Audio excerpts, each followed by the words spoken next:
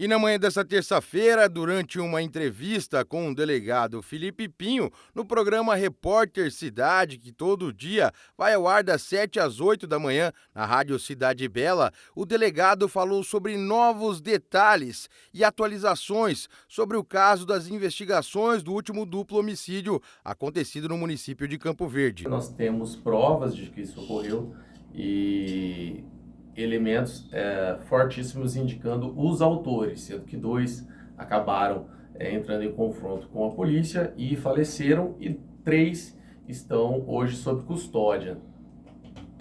Desses três, doutor, dois pelo menos têm participação ali direta pelo que vocês conseguiram investigar até agora. Assim, pelos elementos coletados, né, a investigação está em fase de conclusão final, creio que hoje ela deve ser remetida ao Poder Judiciário e ao Ministério Público.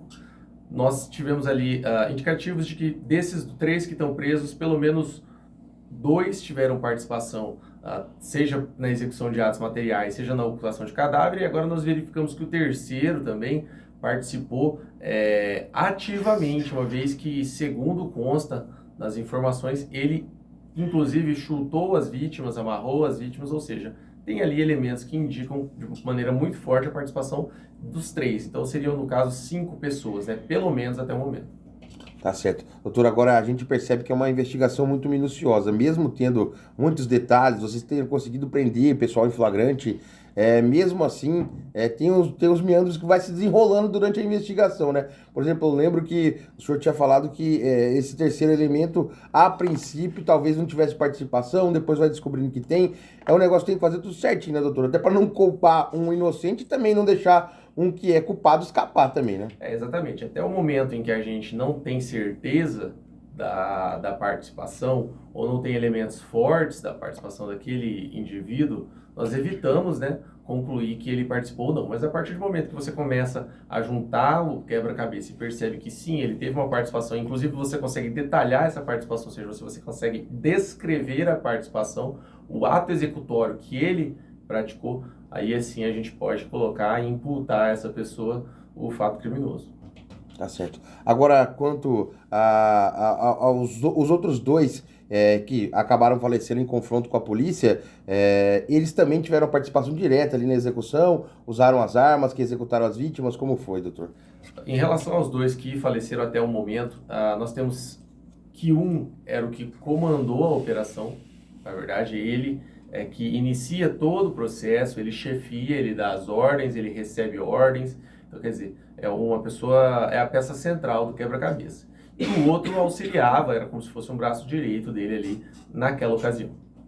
Agora, quanto à situação das vítimas, os que foram julgados nesse tribunal do crime, a princípio, doutor, vieram para aqui para a cidade para trabalhar realmente, né? Foi mais uma vez aquela história de achar que alguém é de alguma coisa e acabar cometendo essas atrocidades aí, né? Exatamente. Eles foram colocados como supostos membros daquela facção de São Paulo, né, que tem atuação aqui no município de Cáceres e alguns outros locais. Eles foram colocados como membros dessa facção e aí seriam então julgados por serem contrários. Como a gente sabe, em Cáceres existe uma rivalidade muito grande, uma rivalidade muito forte, em Cuiabá também. Aqui em Campo Verde nós não temos essa situação, embora aconteçam alguns fatos, mas não tanto quanto Cáceres e Cuiabá. E lá, sim, por eles serem de Cáceres, trouxeram essa pecha com eles. O bairro que eles moravam lá em Cáceres também era um bairro supostamente dominado por essa facção de São Paulo, e então acabaram sendo julgados desta maneira por estes assassinos. O delegado também falou sobre as novas metodologias utilizadas em investigações neste tipo de crime e também comentou sobre como anda as investigações do caso emblemático dos três paulistas, que também foram mortos em situação parecida. Nós tomamos como providência principal unir as forças de segurança, porque nós já tínhamos uma situação que não foi agradável para a população de Campo Verde, que foi aquele caso dos três paulistas, chegou à mídia nacional. Então aquilo ali gerou uma reanálise do risco e reanálise das medidas que devem ser tomadas. Se existia um protocolo anterior, esse protocolo foi substituído.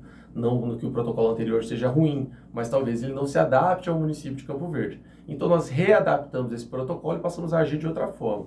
Naquele mesmo dia, logo que nós tivemos a informação, foi pedido já reforço de outras unidades da regional, seja pelo Corpo de Bombeiros, que pediu reforço para a Jaciara, seja da Polícia Civil, que pediu reforço para a Primavera, seja da Polícia Militar, que usou de todos os seus meios de inteligência possível. Então, assim, nós fizemos diferente, não agimos da mesma forma, porque nós não podemos esperar resultados diferentes agindo da mesma forma. Então, nós mudamos o protocolo e, dessa forma, elevamos o nível de sucesso da operação.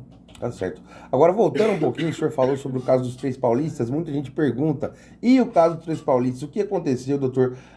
Que fim que deu as investigações desse caso? A gente sabe que era uma situação muito mais complicada, né?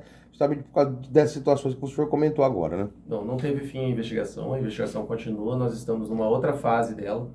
Essa investigação dos 3 paulistas já teve mandados de busca e apreensão cumpridos, já teve deferimento de medidas cautelares, nós estamos numa outra parte dela, que é uma parte mais tecnológica, buscando tentar, por meios mais avançados, que nós dispomos hoje, né, dentro do sistema de investigação, para tentar localizar e compreender todo o fato criminoso. Já temos uma noção do que ocorreu, uma noção completa do que ocorreu, todavia, a investigação permanece em sigilo, mas ela não parou, ela continua e em breve nós devemos iniciar apresentar à população uma nova fase dela.